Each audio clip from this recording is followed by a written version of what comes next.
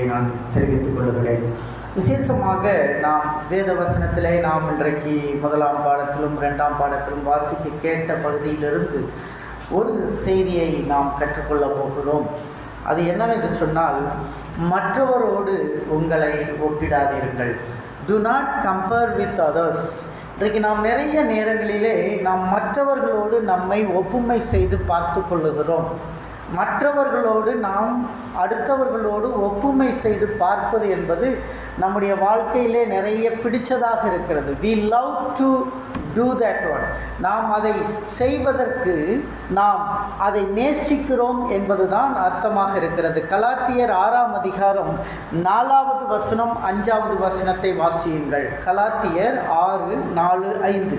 அவனவன் தன் கிரியைகளை சோதித்து பார்க்க கடவன். நாம நம்மளையே சோதித்து பார்க்கறது கிடையாது, நம்ம அடுத்தவங்களை சோதித்து பார்த்துக்கிட்டு இருக்கிறோம். We are testing others. We want to compare with others. மற்றவர்களை நாம் பார்த்து கொண்டு இருக்கிறோம், நம்மளை பார்க்கறது கிடையாது. அந்த அடுத்த வார்த்தை படிங்க.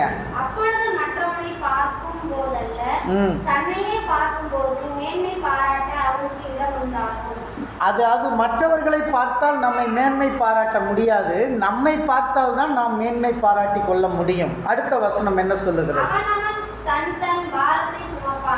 அவனவன் தன் பாரத்தை சுமங்க. தனக்கு என்ன இருக்குதோ அதை சுமந்துக்குங்க, அதை விட்டுட்டு அடுத்தவனை பார்ப்பதை விட்டுவிட வேண்டும். ஹல்லேலூயா, ஹல்லேலூயா. மற்றவர்களை எல்லா நேரமும் நாம் ஆவிக்குரிய பிள்ளைகள் கம்பேர் பண்ணிக்கிட்டே இருப்போம், மற்றவங்களை பார்த்துட்டே இருப்போம். எல்லாத்துலேயுமே என்ன செய்ய வேண்டும்? அடுத்த பிள்ளைகளை பார்ப்போம். நம்ம பிள்ளையை வச்சு மற்ற பிள்ளைகளை கம்பேர் பண்ணுவோம். நம்ம பிள்ளையுடைய மார்க்கை மற்ற பிள்ளைகளுடைய மார்க்கை வச்சு கம்பேர் பண்ணுவோம். ஸ்பிரிச்சுவலி பைபிள் படி the comparison it is a bad things. Hallelujah, hallelujah. ஆகவே நாம் இப்படி ஒவ்வொருத்தரையாக நம்ம கம்பேர் பண்ணுறது தேவனுக்கு பிரியமில்லாத காரியமாக இருக்கிறது. நாம் பார்க்கிறோம், மார்ச் 24 கடந்த 24ஆம் தேதி ஆந்திராவிலே ராஜமுந்திரியிலே பாஸ்டர் பிரவீன் பக்தலா என்பவர் திடீரென்று கொலை செய்யப்பட்டார். அவர் இருந்த காலத்திலே அவர் திருச்சபைகளுக்கு நல்ல காரியங்களை போதித்து வந்தார். அவர் எப்போதும் சுவிசேஷம் என்று அழையக்கூடியவர். எல்லா நேரமும் அவருக்கென்று ஒரு தனி பாதையை வகுத்து கொண்டு சென்றிருக்கிறார். அவருடைய மனைவி எப்போதும் மற்ற போதகர்களோடு ஒப்புமை செய்வார்களாம். மற்ற போதகர்களைப் போல இல்லையே நீங்கள், அவர்களெல்லாம் அமைதியாக இருக்கிறார்கள், நீங்கள் மட்டும் சென்று கொண்டு இருக்கிறீர்களே என்பார்களாம். அவர்களுடைய விசுவாசிகள் கூட சில நேரங்களில் அவரை பார்த்து சலித்ததுண்டு, சலிப்பான வார்த்தைகளை சொன்னதுண்டு. ஆனால் அவர் தன்னுடைய பாதையை நோக்கி ஓடிக்கொண்டிருந்தவர் திடீரென்று எதிராளிகளால் நான் எந்த நேரமும் கொலை செய்யப்படுவேன் என்று சொல்லி 3 நாட்கள் ஆகவில்லை, சமூக வலைதளத்திலே பதிவிட்டார். 3 நாட்களுக்குள் அவர் ராஜமுந்திரியிலே வீதியிலே அவருடைய டெட் பாடி கிடந்தது. அடுத்த நாள் காலையிலே இந்த செய்தி அவருடைய உடல் போலீஸுக்கு தகவல் தெரிவிக்கப்பட்டு அவருடைய உடல் ராஜமுந்திரியில் இருக்கிற ஜிஹெச்சுக்கு போஸ்ட்மார்ட்டத்திற்காக கொண்டு வந்த பொழுது அங்கே மக்கள் கூட தொடங்கினார்கள். ஏறக்குறைய 1,00,000 கிறிஸ்தவர்கள் அங்கே கூடிவிட்டார்கள். இவரை ஏன் கொன்றார்கள் என்பது இது கொலை என்று சொல்லி அவர்கள் ஆணித்தரமாய் நம்பினார்கள். அவருடைய ஃபியூனரல், அதன் பிறகு அதை தொடர்ந்து அவருடைய ஃபியூனரல் நடந்தது. ஃபியூனரலிலே அவருடைய மனைவி பேசினார். அவர் சொன்னார், நாங்கள் அதிக நேரத்தில் கம்பேர் செய்திருக்கிறோம் என் கணவனை, ஆனால் என் கணவனை வேறு யாரோடும் ஒப்பிட முடியாது என்று சொன்னார். ஹல்லேலூயா, ஹல்லேலூயா. மரணத்துக்கு பிறகுதான் அவள் புரிந்து கொண்டால் தன்னுடைய கணவனையோடு வேறு யாரையும் ஒப்பிடக்கூடாது என்பதை புரிந்து கொண்டாள். அப்பொழுதுதான் அவருடைய விசுவாசிகளும் உணர்ந்து போனார்கள். அந்த இடத்திலே அந்த பாஸ்டருடைய ஊழியமும் அழைப்பும் தேவனுக்கு முன்பாக இரத்த சாட்சியாய் இருக்கிறது. ஒருவேளை காவல்துறை அது விபத்து, மர்மம், மரணம் என்று வழக்கை மூடிவிடலாம். ஆனால் கர்த்தர் சொல்லுகிறார், அவரது மனைவி பேசும் பொழுது ஒரு வார்த்தை எனக்கு ஆணித்தரமாய் பிடித்தது என்னவென்று சொன்னால், என் கணவர் எப்படி இறந்தார் இருக்கிறாரோ அதற்கு காரணம் யார் இருப்பார்களோ அவர்களை நான் என் கணவன் சார்பாக மன்னிக்கிறேன் என்று சொன்னார். அந்த வார்த்தை தான் கிறிஸ்துவத்திற்கு இருக்கக்கூடிய ஆணித்தரமான விசுவாசம். அருமையான தேவனுடைய பிள்ளைகளே, நிறைய நேரங்களில் நம்மையே நாம் அடுத்தவர்களோடு ஒப்பிட்டு கொண்டிருக்கிறோம். நான் அவர்களைப் போல அழகா இல்லை, நான் அவர்களைப் போல கலரா இல்லை, நான் அவர்களைப் போல கருப்பா இருக்கிறேன், அவள் சிகப்பா இருக்கிறார் என்று கம்பேர் பண்ணுகிறோம். அக்கா தங்கச்சியோட என் தங்கச்சியை காட்டிலும் நான் அழகில்லை, என் அக்காவை காட்டிலும் நான் அழகில்லை என்று கம்பேர் பண்ணி கொண்டே இருக்கிறோம். நம்முடைய பிள்ளைகளை கம்பேர் பண்ணுறோம். நம்முடைய பிள்ளைகளை எப்படி செய்கிறோம்? என்னுடைய மகள் அந்த மகளை போல படிக்கவில்லை, என் மகன் அவளை போல படிக்கவில்லை. பிள்ளைகள் கம்பேர் பண்ணிக்கிறாங்க ஸ்கூலில். அந்த பிள்ளை மாதிரி நான் படிக்கல, அவள் வாங்கின மார்க்கு நான் வாங்கலை. இப்படி வாழ்க்கையில எல்லாம் கம்பாரிசன் பண்ணி கொண்டே இருக்கிறார்கள், ஒப்புமையை செய்து கொண்டே இருக்கிறார்கள்.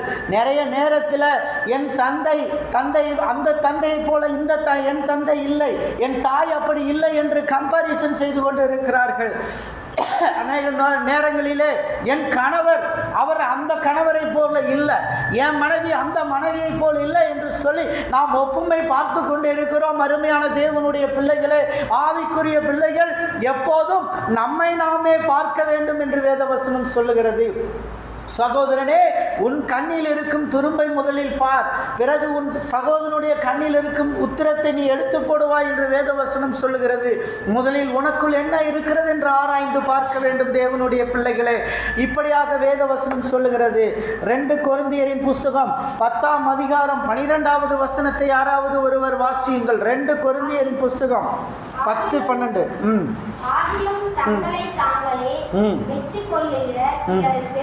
நாங்கள் எங்களை சரியாகவும் ஒப்பிடவும் துணிய மாட்டோம். தங்களை கொண்டு தங்களை அளந்து கொண்டு தங்களுக்கே தங்களை ஒப்பிட்டுக் கொள்கிற அவர்கள் புத்திமான்கள் அல்ல. இங்கே பாருங்கள், மற்றவர்களோடு ஒப்பிட்டு பார்க்கிறவர்கள் புத்திமான்கள் என்று வேதம் சொல்லவில்லை. இதைத்தான் பார்க்கிறோம். மற்றவர்களோடு ஒப்பிடுகிறோம். நான் போட்டிருக்கிற உடை அவர்களை விட நன்றாக இருக்கிறதா என்று ஒப்புமை பார்த்து கொள்ளுகிறோம். அவர்கள் போட்டிருக்கிற நகையை காட்டிலும் என்னுடைய நகை சிறப்பாக இருக்கிறது என்று ஒப்புமை பார்த்து கொள்ளுகிறோம். இவ்விதமான ஒப்புமைகள் நமக்கும் தேவனுக்கும் உள்ள உறவை முறித்துவிடும் என்பதை மறந்துவிட வேண்டாம். நிறைய நேரங்களில் இவ்விதமான ஒப்புமை இருக்கிறது. நாம் ஒரு வீட்டுக்கு செல்லுகிறோம், அந்த வீட்டுக்கு சென்று பார்க்கிறோம், அவளது மாமியாரும் மருமகளும் என்னுடைய மாமியார் மருமகளை போல இல்லை என்று ஒப்புமை பார்த்து கொள்ளுகிறோம். அருமையான தேவனுடைய பிள்ளைகளே, இவ்விதமான ஒப்புமை நமக்கும் தேவனுக்கும் உள்ள உறவை அது பிரித்துவிடும். ஒப்புமை பார்ப்பதை விட்டுவிட்டு கர்த்தரை தேடுவதையே நாம் நோக்கமாய் கொண்டிருக்க வேண்டும். ஹல்லேலூயா, ஹல்லேலூயா. நீதிமொழிகள் 27:4. நீதிமொழிகள் 27:4 படிங்க.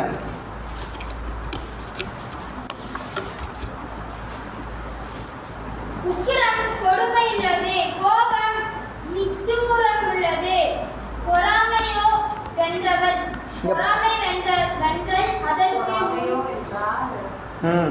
நல்லபடி. உக்கிரம் என்னிடத்தில் இல்லை, உச்சடியும் நெருஞ்சிலையும் எனக்கு விரோதமாய் யுத்தத்தில் கொண்டு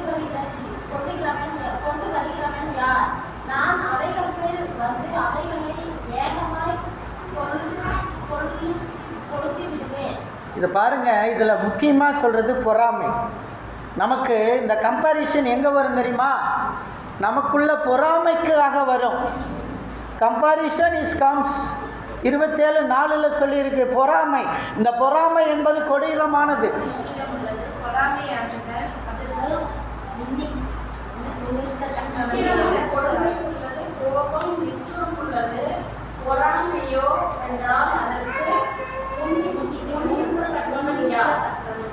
இதை படிக்க திணறுகிறீர்கள். பொறாமை மிகவும் மோசமானது என்று இங்கே சொல்லி இருக்கிறது. இந்த கம்பேரிசன் எங்கேருந்து வருகிறது தெரியுமா? பொறாமையில் தான் ஸ்டார்ட் ஆகுது. யாருக்கு பொறாமை அதிகமாக இருக்கிறதோ அவர்கள் மற்றவர்களோடு தனது பிள்ளையை ஒப்பிட்டு பார்ப்பார்கள். யாருக்கு பொறாமை அதிகமாக இருக்கிறதோ அவர்கள் என் கணவர் இப்படி அந்த கணவரை போல் இல்லை, பக்கத்து வீட்டில் இருக்கிற அந்த அக்கா புருஷன் மாதிரி என் புருஷன் இல்லை, அப்படி கம்பேர் பண்ணாதீங்க. ஓம் புருஷனுக்குன்னு ஒரு சிறப்பு உண்டு, ஓ மனைவிக்கு என்று ஒரு சிறப்பு உண்டு. அதை எப்போதும் ஒப்புமையிலே நீங்கள் அளந்து விடாதீர்கள். தேவ பிள்ளைகள், ஒப்புமையை தேவன் வெறுக்கிறவராய் இருக்கிறார். நிறைய நேரங்களில் நாம் இப்படிதான் செய்து கொண்டு இருக்கிறோம். எங்கள் ஆசிரியர் ரொம்ப மோசமானவர், அந்த ஆசிரியர் மிக பரவாயில்லை என்று சொல்லிக் கொள்வோம். நிறைய நேரங்களிலே அக்கா தங்கச்சி ஒரே குடும்பத்தில் பிறந்தவர்களாக இருப்போம். அடிக்கடி நாம் சொல்லிக் கொள்வோம், என் தங்கச்சி மாதிரி நான் அழகில்லை என்று சொல்லிக் கொள்வோம், எங்கள் அக்கா மாதிரி நான் புத்திசாலி இல்லை என்று சொல்லிக் கொள்வோம். இப்படி சொல்லி ஒப்புமையிலே நாம் நம்மை பிரித்து கொண்டிருக்கிறோம். நமக்கும் தேவனுக்கும் உள்ள உறவை உடைத்து கொண்டிருக்கிறோம். தேவனுடைய பிள்ளைகளே, 1 யோவானின் புஸ்தகம் 3ஆம் அதிகாரம் 12வது வசனத்தை வாசியுங்கள்.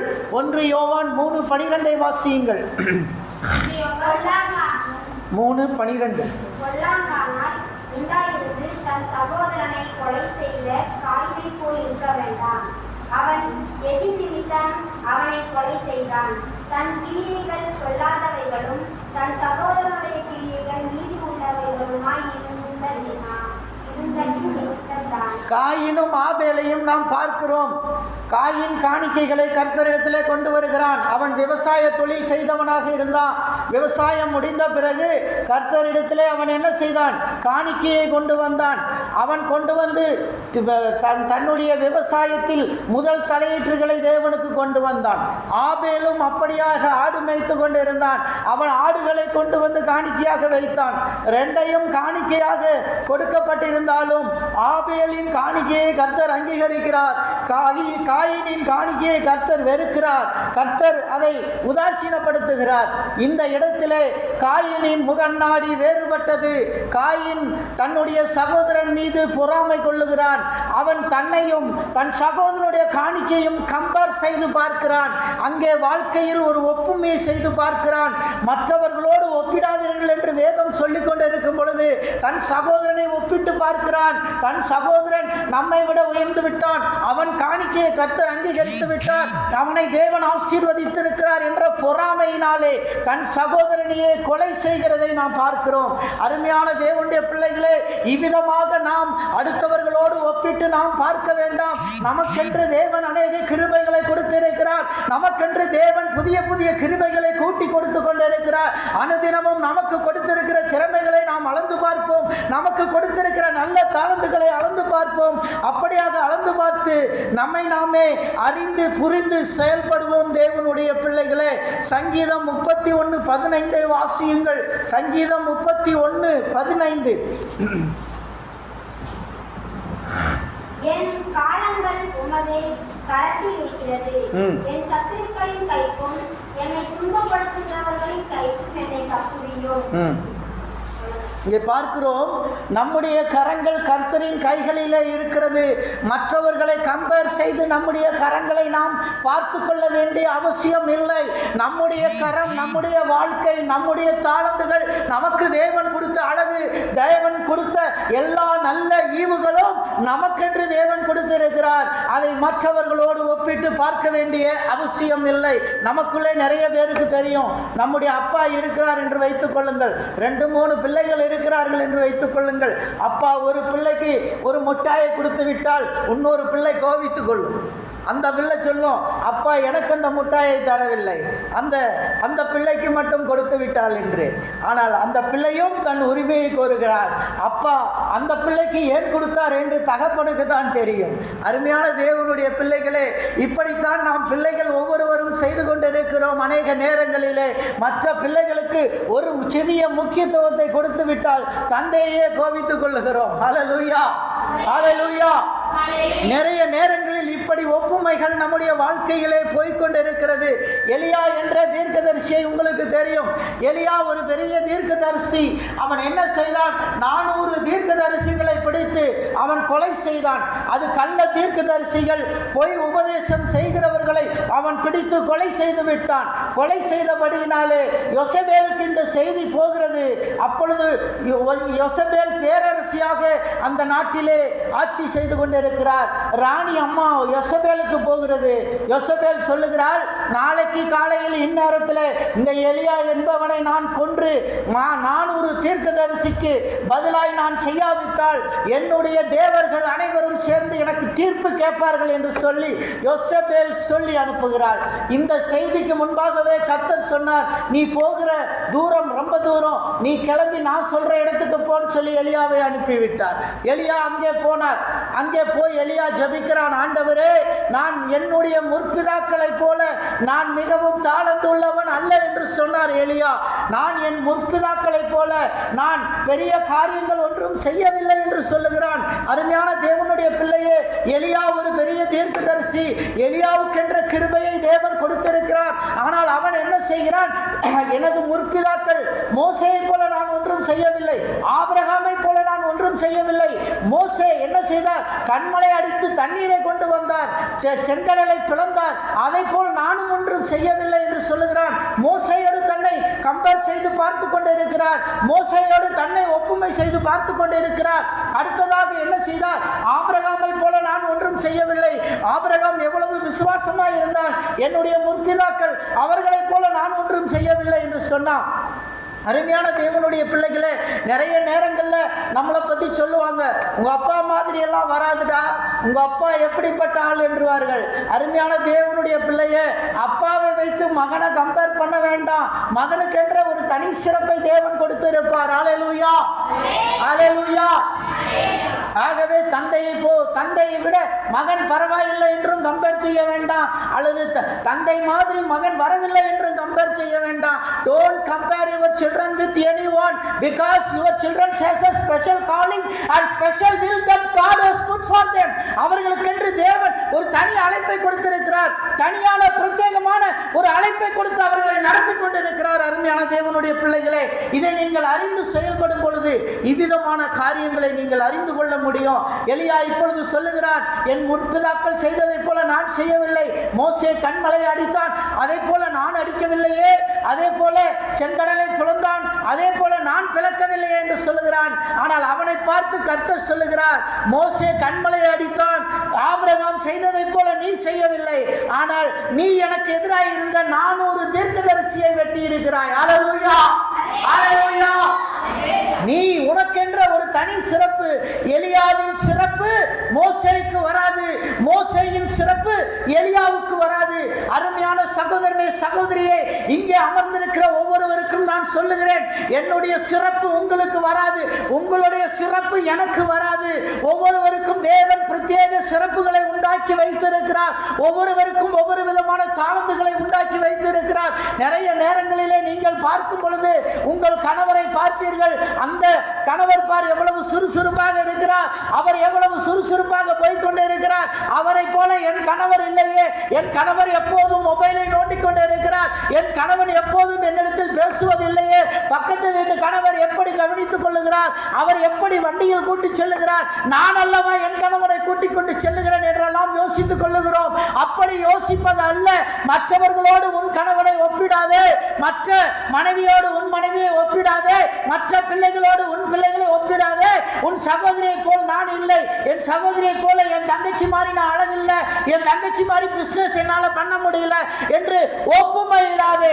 உனக்கென்று தனி ஒப்புமையை தேவன் கொடுத்திருக்கிறார் இந்த நாளிலே. அருமையான தேவனுடைய பிள்ளையே, focus on your own journey. அருமையான தேவனுடைய பிள்ளையே, நமது வாழ்க்கையின் பயணத்தையும் நமது தரிசனத்தையும் நாம் தான் தீர்மானிக்க வேண்டும். அல்லேலூயா. நமது தரிசனத்தையும் நமக்கு தேவையானவைகளையும் நாம் தான் தீர்மானிக்க வேண்டும். இன்னைக்கு நிறைய பேர் நம்முடைய பிள்ளைங்களை எடுத்துக்கோங்க, படிக்கிற பிள்ளைங்களை பாருங்க, மார்க் ஏம்மா குறைஞ்சது, அந்த பிள்ளை அதிகமாக வாங்கிட்டான், அவளை நான் எவ்வளோ ட்ரை பண்ணுறேன், அவளை என்னால் பீட் பண்ணவே முடியல. கம்பேரிசன் பா லைஃப்பில் நம்ம என்ன பண்ணிகிட்ருக்கோம்? கம்பேர் பண்ணுறோம். மற்ற பிள்ளைகளோடு உன் பிள்ளைகளை கம்பேர் பண்ணாத. கர்த்தர் உன் பிள்ளைகளுக்கு என்ற ஒரு தனி சிறப்பை கொடுத்திருக்கிறார், தனி கிஃப்டை கொடுத்துருக்காரு, தனி காலிங்கை கொடுத்துருக்காரு. உன் பிள்ளைக்கு என்ன அழைப்பு இருக்கிறதோ அந்த அழைப்பில் தான் உன் பிள்ளை ஓடும். அல்லேலூயா, அல்லேலூயா. உனக்கு என்ன அழைப்பு இருக்கிறதோ அந்த அழைப்பில் தான் நீ ஓடுவ. உன் அழைப்பை மீறி வேற அழைப்பில் ஓட சொல்லி நீ சொன்னாலும் அது நடக்காது. ஹல்லேலூயா. அருமையான தேவனுடைய பிள்ளைகளே, focus on your own journey. உங்களுக்கென்ற தனி பாதையை அமைத்துக் கொள்ளுங்கள். அதில் பார்த்து ஓடிக்கிட்டே இருங்க. அடுத்தது avoiding always the comparisons to pitfalls என்று சொல்லுகிறார்கள். ஒப்புமையினால் சிக்கல்களை நாம் தவிர்க்க முடியும். ஒப்புமையை தவிர்த்தால் சிக்கல்களை தவிர்க்கலாம். நிறைய குடும்பத்திலே சிக்கல்களுக்கு காரணம் ஒப்புமை தான் மிக மிக காரணமாக அமைந்திருக்கிறது. எனது நண்பர் ஒருவரை நான் சந்தித்தேன். அவர் சொன்னார், எனது மனைவியை நான் டைவர்ஸ் செய்து விட்டேன் என்று சொன்னார். அவர் ஒரு அட்வொகேட், ஒரு வக்கீல், ஒரு ஜட்ஜாகக்கூடிய தகுதி உள்ளவர்.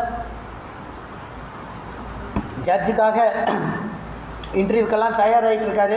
அப்படிப்பட்டவர் மனைவியை அனுப்பிவிட்டேன் என்று சொன்னார். அவர் சொன்ன பொழுது நான் கேட்டேன், என்ன காரணத்துக்காக உங்கள் மனைவியை நீங்கள் டைவர்ஸ் செய்து விட்டீர்கள் என்று கேட்டேன். அவர் சொல்லுகிறார், நான் கடைக்கு போய் டீ குடித்தால் அவள் காஃபி குடிக்கிறாள், நான் டீ குடித்தால் அவள் காஃபி குடிக்கிறாள். நாங்கள் ஹோட்டலில் போய் சாப்பிட போனால் என் அம்மா சிக்கன் பிரியாணி வாங்கி சாப்பிட்டால் அவள் மட்டன் பிரியாணி வாங்கி சாப்பிடுகிறாள். ஒப்புமையினால் வந்த பிரச்சனை. தன் மனைவி அவள் விருப்பப்படி ஒன்றும் சாப்பிடக்கூடாது என்று இந்த கணவன் நினைக்கிறான். அவன் தன்னுடைய விருப்பப்படி அவளுக்கு என்ன பிடிக்குமோ அதை சாப்பிட வேண்டும் என்று அனுமதி தராத ஒரு கணவனாய் இருக்கிறான். நான் கேட்டேன், ஏன்டா இப்படியெல்லாம் பண்ணுவையாடா, நீ பண்ணதே தப்புடா, முதல்ல ஓ மேலே தான்டா தப்பு இருக்குது அப்படின்னு. அவன் சொல்கிறான், இல்லை ஷாய், நான் சொல்கிறது சரி, இப்படியெல்லாம் இருக்கக்கூடாது. நாங்கள் 5 பேர் போகிறோன்னா 5 பேர் என்ன சொல்கிறோமோ அப்படி தான் அவள் கேட்கணும், அவள் கையை கட்டி நிற்கணும், அவள் இஷ்டத்துக்கு ஆடக்கூடாது என்று சொல்லுகிறார். இவருக்கு இது போல் இல்லை, வேறு எந்த மனைவி வந்தாலும் செட் ஆகாது. ஏனென்று சொன்னால் இப்படியும் மனிதர்கள் வாழ்ந்து கொண்டு இருக்கிறார்கள். அருமையான தேவனுடைய பிள்ளைகளே, நாம் அப்படிப்பட்டவர்கள் அல்ல. அதனால் ஹோட்டலுக்கு கூட்டிகிட்டு போனால் அவங்களுக்கு என்ன பிடிக்குமோ வாங்கி கொடுங்க. Hallelujah. Whatever they like your சில்ட்ரனை கூட்டிகிட்டு போங்க. ஹோட்டலில் என்ன வேணும்னு கேட்குறாங்களோ, பிள்ளைகளுக்கு என்ன வேணுமோ வாங்கி கொடுங்க. உங்களுக்கு என்ன பிடிக்குதோ அதை சாப்பிட்ணுன்னு சொல்லி விரும்பாதீங்க. ஹல்லேலூயா. நாம் நிறைய வேலைகளில் இப்படி தான் நிறைய பிரச்சனைகளை இழுத்துக் கொள்ளுகிறோம். அவர்களுக்கென்ற ஒரு தனி ஆள் தத்துவம் உண்டு, மனைவிமார்களுக்கென்ற தனி ஆள் தத்துவம் உண்டு, கணவன்மார்களுக்கென்ற தனி ஆள் தத்துவங்கள் உண்டு, பிள்ளைகளுக்கென்ற தனி ஆள் தத்துவங்கள் உண்டு. நாம் விரும்புவதை பிள்ளைகள் விரும்ப மாட்டார்கள். பிள்ளைகளுக்கு என்ன பிடிக்குமோ அதை வாங்கி கொடுங்க. ஹல்லேலூயா. அடுத்ததாக தேவனுடைய சிறப்பு திட்டமும் நாம் மற்றவர்களோடு ஒப்பிடாமல் இருப்பது தான். ஹல்லேலூயா. காட்ஸ் யூனிக் பிளான், தேவனுடைய ஒருங்கிணைந்த திட்டம். என்ன திட்டம்? மற்றவங்களோட ஒப்பிடாது. Don't compare to others. நம்ம சபையை வேறு சபையோடு ஒப்பிடாது. என் சபை இப்படி நடக்கும், நாங்கள் அந்த ஊர் சபை இப்படி நடக்கும், இந்த ஊர் சபை இப்படி நடக்கும். உன் சபைக்குன்னு ஒரு சிறப்பு இருக்குது, அதை மற்ற சபையோடு வச்சு ஒப்பிடாத. ஹல்லேலூயா. உன் பாஸ்டரை வச்சு வேறு பாஸ்டரோட ஒப்பிடாத. உன் பாஸ்டருக்குன்னு ஒரு சிறப்பு இருக்குது, மற்ற பாஸ்டருக்குன்னு வேறு சிறப்பு இருக்கும். அருமையான தேவனுடைய பிள்ளைகளே, இன்றைக்கு நாம் கற்றுக்கொள்ளக்கூடிய காரியம், உங்கள் வாழ்க்கையில் எப்போதும் மற்றவர்களை பார்த்து நடக்காதீர்கள். அந்த பக்கத்து வீட்டில் ஒரு பெரிய எல்இடி டிவி வாங்கிட்டாங்கப்பா, அடுத்தது நானும் வாங்குவேன். அடுத்து அவங்க ஒரு பெரிய வீடு கட்டுறாங்க, நானும் கட்டுவேன்.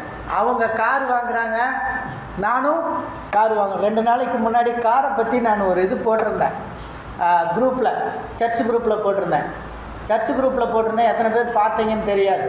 அந்த ஊழியக்காரரு கார் வேணும்னே சொல்லிட்டு இருந்தாராம். பல வருடம் கழித்து அவர் திருவண்ணாமலைக்கு போகும்போது கார் இல்லையும், பைக்லேயே நனைஞ்சிக்கிட்டே போனார். அதுக்கப்புறம் பல வருஷம் கழித்து கார் கிடச்சி அந்த காரில் போனார். காரில் போகும்போது தான் கர்த்தர் சொன்னார், இன்றைக்கி தான் உனக்கு சரியான நேரம் காரில் போகிறதுக்குன்னார். அது மாதிரி தேவனுடைய பிள்ளைகளை, நமக்கு எப்போ காரில் போகணுன்னு கர்த்தருக்கு தெரியும். காரை வாங்கிட்டு நிறுத்த இடம் இல்லாமல் இருக்கும். அந்த நேரத்தில் கார் தர மாட்டார் கர்த்தர். காரை எங்கே நிறுத்துவ? ரோட்டில் நிறுத்திருப்பாங்க. அதுவும் அவர் சொல்கிறார், அந்த ஊழியக்காரர் சொல்லும்போது சொல்கிறாரு, 3 தெரு தள்ளி காரை நிறுத்திட்டு வந்திருப்பாங்க. வீட்டுக்கு கொண்டு வர முடியாத காரை 3 தெரு தள்ளி நிறுத்தியிருப்பாங்க. ராத்திரியில் தூங்கிட்டு இருக்கும்போது கார் மேலே தான் யோசனை, காரை எவனாவது கிராக் பண்ணிடுவானோ, காரை எவனாவது உரசிடுவானோ. ஏன்னா காரை வாங்கிட்டு வச்சிட்ருக்கிறவங்களுக்கு இந்த சின்ன குழந்தைங்க போய் சும்மா கல் வச்செல்லாம் கீறும். ஒரு லைட்டாக கீறிட்டால் கடைக்கு கொண்டு போனால் அதுக்கு 10,000, 15,000, 20,000 அவ்வளோ செலவு இருக்கிறது. அதனால் அந்த காரை வாங்கினவனுக்கு தான் தெரியும் அந்த கஷ்டம் எப்படி இருக்குது. ஐயோ காரில் இப்படி கீறிவிட்டானே. இப்போ சிலவெல்லாம் வந்து என்னுடைய பழைய I10 வண்டியில் ஒருத்தன் ஹார்ட்டு போட்டு விட்டு போயிட்டான். அந்த ஹார்ட்டு கடைசி வேறு இருந்தது. அதை கூட கம்பெனிக்காரன் கேட்டான், என்ன சார் ஹார்ட்டெல்லாம் போட்டு விளையாண்டுருக்காங்க அப்படின்னா, என் காரில் தான் விளையாடணுன்னு அவனுக்கு ஆசையாக இருந்திருக்கு, அதனால் ஹார்ட்டை போட்டு விட்டான். இப்போ கார் வாங்கியாச்சு, ஆனால் நிறுத்துறதுக்கு இடம் இல்லை. எங்கே கொண்டு போய் நிறுத்துறது? அது எவனாவது கீறிடுவானா? கடைசியில் அந்த மனைவி கிட்ட கேட்குறான், நான் போய் வேணால் கார்லேயே படுத்துக்கிட்டான்னு கேட்டான் வீட்டுக்காரரு. பார்த்தீங்களா, கார்னால என்னென்ன விளைவுகளை ஏற்படுத்துதுன்னு.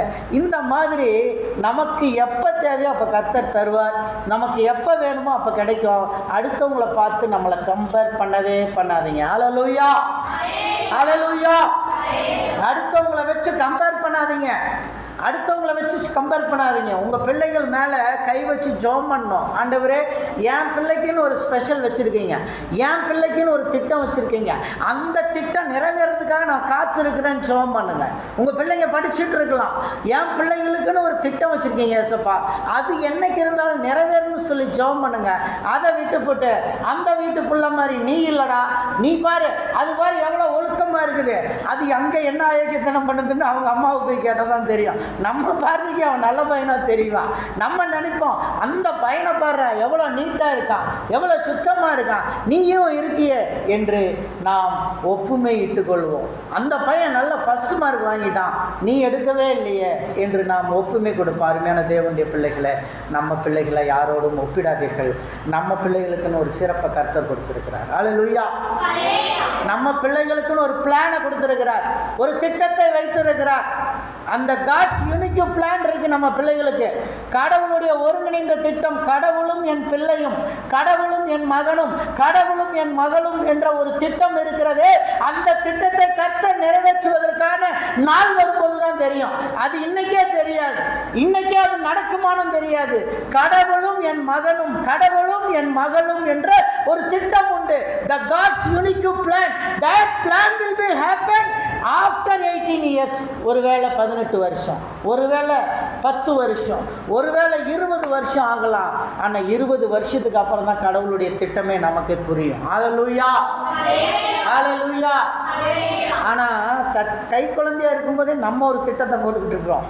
கை குழந்தையாக இருக்கும்போது தொட்டில் ஆட்டும் போதே நம்ம ஒரு திட்டத்தை போட்டுக்கிட்டு இருக்கிறோம். ஆனால் கர்த்தருடைய திட்டம் 18 வயசோ 20 வயசுக்கோ அப்புறம் தான் தெரியும். அதுவரை நீங்கள் காத்துருங்க. என் பிள்ளைக்கான திட்டத்தை நீங்கள் நிறைவேற்றுங்கப்பான்னு வச்சுருங்க. உங்கள் பிள்ளைக்கான திட்டம் கர்த்தர் மூலமாக நிறைவேறும். ஏற்ற நேரம் வரும்போது, ஏற்ற டைம் வரும்போது, ஏற்ற தருணம் வரும்பொழுது கர்த்தர் பயன்படுத்த ஆரம்பிப்பார். உங்கள் பிள்ளைங்க செய்கிற சிறு சிறு தவறுகளுக்காக வெக்ஸ் ஆகிடக்கூடாது. நிறைய பேருக்கு ஃப்ரஸ்ட்ரேஷன், பிள்ளைகள் தவறு செய்யும்போது ஃப்ரஸ்ட்ரேஷன் வந்து விடுகிறது. இந்த ஃப்ரஸ்ட்ரேஷன் வேண்டாம். கர்த்தர் அந்த பிள்ளைக்கு திட்டம் வைத்திருந்தால் அந்த திட்டத்தில், அந்த ட்ராக்ல அந்த பிள்ளை ஓட ஆரம்பிச்சிடும். வயசு வரும்போது கரெக்டாக வரும். நான் கரெக்டாக 21 வயசு ஆச்சு. 21 வயசு ஆகும்போது பைபிளை தூக்க ஆரம்பிச்சிட்டேன். 21 வயசு ஆகும்போது பைபிளை தூக்க ஆரம்பிச்சிட்டேன். ஏன்னா அந்த திட்டம் கர்த்தர் எப்படி தானே எனக்கு வச்சிருக்காரு. அந்த திட்டம் வரும்போது அந்த பைபிளை தூக்க ஆரம்பித்தேன். அதே பைபிள் இன்னைக்கு பைபிள் என்ன தூக்கிட்டு இருக்குது. ஹல்லேலூயா, ஹல்லேலூயா.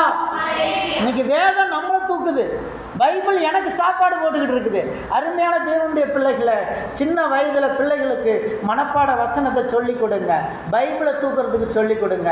பின்னால் பைபிள் அவங்கள தூக்கும். ஹல்லேலூயா, ஹல்லேலூயா. ஆகவே தேவ பிள்ளைகள், இந்த நாளிலே மற்றவரோடு ஒப்பிடுவதை நிறுத்தி நமக்குள்ளே இருக்கும் சிறப்புகளை மற்றும் நாம் சிந்திப்போம். தேவன் தாமே நம்மை ஆசீர்வதிப்பாராக. யாவரும் முழங்கால் படியிட்டு ஜெபிப்போம். அன்பின் கர்த்தாவே, உம்மை துதிக்கிறோம், உம்மை ஸ்தோத்திரிக்கிறோம். அப்பா, இவ்வளவு நாள் உங்களை நீங்கள் யாரோடு ஒப்பிட்டிருந்தா ஆண்டவர்கிட்ட மன்னிப்புக்கள்ங்க, ஏசப்பாட்ட மன்னிப்புக்கள்ங்க. அப்பா, நான் தெரியாமல் நான் இன்னாரோட ஒப்பிட்டேன்ப்பா, என் ஹஸ்பண்டை ஒப்பிட்டேன், என் ஒய்ஃபை ஒப்பிட்டேன், என் பிள்ளைகளை ஒப்பிட்டேன், என் தங்கச்சி மாதிரி நான் இல்லையே, என் தங்கச்சி மாதிரி நான் பிஸ்னஸ் பண்ணலையே, என் தங்கச்சி மாதிரி நான் காரில் போலையேன்னு நான் ஒப்பிட்டுட்டேன். ஆனால் எனக்குன்னு ஒரு ஸ்பெஷாலிட்டி நீங்கள் கொடுத்துருக்கீங்க, அது எனக்கு வர வேண்டிய நேரத்தில் வந்துரும்ப்பா. நான் அதை விரும்புகிறேன். அந்த காரியங்கள் நடக்கட்டும். உமக்கு நன்றி அப்பா. உம்மை துதிக்கிறேன், உம்மை சோத்தரிக்கிறேன். உம்முடைய கிருபைகளுக்காக நன்றி, உம்முடைய பிரசனத்துக்காக நன்றி. உமக்கு ஸ்தோத்திரம். எங்களை ஆசீர்வதி. நம்ம இன்றைக்கி நம்மளை நாமே யோசித்து பார்ப்போம். ஏதாவது ஒரு சின்ன இடத்துல கூட நம்ம தவறி இருந்தால் கர்த்தருக்கு கொடுக்க வேண்டிய அந்த ஒப்புமையை எங்கேயாவது நம்ம தவறி இருந்தால் ஆண்டவுட் இன்றைக்கி கேட்போம், இன்றைக்கி ஒப்பு கொடுப்போம். இன்னையிலிருந்து நான் யாரோடையும் நான் ஒப்பிட மாட்டேன். எத்தனை முறை நான் ஒப்பிட்டாலும் தேவனுடைய திட்டத்தின்படி தான் அந்த பையன் வளர்றான். எத்தனை முறை நான் யாரோட ஒப்பிட்டாலும் தேவ கிருபையில் தான் என் குழந்தை வளருது. அதுதான் எனக்கு தெரியுது. ஆகவே ஆண்டவரே, இந்த ஒப்புமை எனக்கு வேண்டாம். அந்த திட்டத்தோடு வளரட்டும் ஆண்டவரே. Focus on your own journey, avoid comparatives, God's unique plan. இந்த 3 காரியங்களை நாம் நினைத்துக்கொள்வோம். அன்பின் கர்த்தாவே, உமக்கு ஸ்தோத்திரம். பிள்ளைகளுக்காக, என் மகன் மகளுக்காக, என் கணவன் என் மனைவிக்காக, என் குடும்பத்துக்காக, என் சபைக்காக, என் சபை விசுவாசிகளுக்கு என்ற யூனிக் பிளான் வச்சுருக்கீங்கப்பா. எங்கள் விசுவாசிகளுக்காக நீர் கொடுத்திருக்கிற அந்த திட்டம், அந்த சிறப்பு திட்டம் நிறைவேறட்டும். உமக்கு நன்றி. உம்மை துதிக்கிறோம், உம்மை ஸ்தோத்திரிக்கிறோம். தொடர்ந்து ஆசீர்வதியும் அப்பா. தொடர்ந்து பலப்படுத்தும். அந்த பாஸ்டர் பிரவீன் இறந்து போனார். அவர் எப்படி இறந்தார்னு தெரியாது. ஆனால் தன்னுடைய மரணம் தன் மனைவிக்கு ஒரு பெரிய மாற்றத்தை ஏற்படுத்துகிறது. தன் சபையாருக்கு ஒரு பெரிய மாற்றத்தை ஏற்படுத்தியது. மற்ற ஒரு பாஸ்டரை போல இல்லை. இந்த பாஸ்டருக்கு சிறப்பானது இரத்த சாட்சியாக மறிக்கிறதுக்குன்னு சொல்லி தேவன் கொடுத்தது. இரத்த சாட்சியாக மறித்ததுனால அவருக்கு நேரடியாக பரலோகம் கிடைச்சிடும். அப்படி பைபிள் சொல்லுது. இரத்த சாட்சியாக மறிக்கிறவர்களுக்கு நேரடியாக பரலோகம் கிடைக்குன்னு சொல்லுது வேதவசனம். அப்படிப்பட்ட கிருபை அந்த பாஸ்டருக்கு கிடைச்சிருக்கு. அன்பின் கர்த்தாவே, உமக்கு ஸ்தோத்திரம். நாங்கள் இனிமேல் எங்களை நாங்களே டெஸ்ட் பண்ணிக்கிறோம். எங்களை சோதித்து அறிஞ்சுக்கிறோம். உமக்கு நன்றி அப்பா. உம்மை துதிக்கிறோம், உம்மை சோதரிக்கிறோம். உமக்கு நன்றி. நசரேயனாகிய இயேசு கிறிஸ்துவின் நாமத்தில் வேண்டிக் கொள்கிறோம் பரமபிதாவே. என் ஆத்துமாவே கர்த்தரை ஸ்தோத்திரி, என் முழு உள்ளமே பரிசுத்த நாமத்தை ஸ்தோத்திரி. என் ஆத்துமாவே கர்த்தரை ஸ்தோத்திரி, கர்த்தர் செய்த சகல உபகாரங்களையும் மறவாதே. ஆமென். நம்முடைய கர்த்தராகிய இயேசு கிறிஸ்துவின் கிருபை, பிதாவாகிய தேவனுடைய அன்பும் பரிசுத்த ஆவியினுடைய அன்பும் ஐக்கியமும் சந்தோஷமும் சமாதானமும் நம் அனைவரோடும் கர்த்தருடைய வருகை பரிதாபம் நிலைத்திருப்பதாக. அல்லேலூயா, அல்லேலூயா, அல்லேலூயா. கர்த்தருக்கு ஸ்தோத்திரம்.